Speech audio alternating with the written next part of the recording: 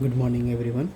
Today we are going to study the Civics Chapter 5, the Judiciary Subordinate Court. Below the High Court are the District Court and the other subordinate court. District Court operate under the control of the High Court. District Court are of three types: Civil Court, Criminal Court, and Revenue Court. Other authority at the apex of the court at the district level is the district and session judge. The court of the district judge, also known as the district court, is the highest court for the civil justice. The subordinate court below it are the court of the civil judge and the court of the municip.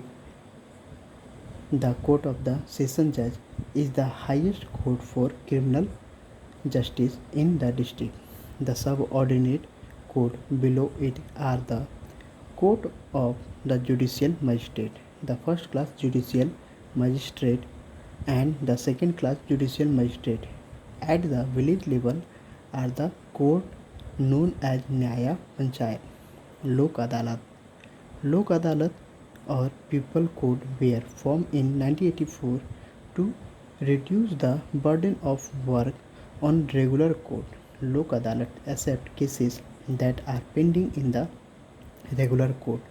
A Lok Adalat is presided over by a sitting or retired judge with two other members, usually a lawyer and a social worker. There is no court fee.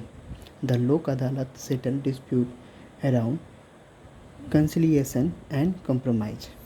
The decision of the Lok Adalat is treated as final and binding on all parties. No appeal can be made against the decision of the Lok Adalat in any court of law.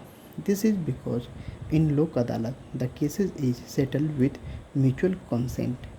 For speedy justice, the dispute can be brought before the Lok Adalat directly instead of bringing them to the regular court first. An independent judiciary. An independent judiciary is integral to the smooth functioning of democracy. Our constitution ensures that the judiciary is the independent of the executive and legislature. This is secured in various ways. The judges of Supreme Court can only be removed from office by an order of President, which has been ratified by two-thirds of majority of both houses of Parliament. A person who has been a judge of Supreme Court is not allowed to serve in any other court of law authority in India.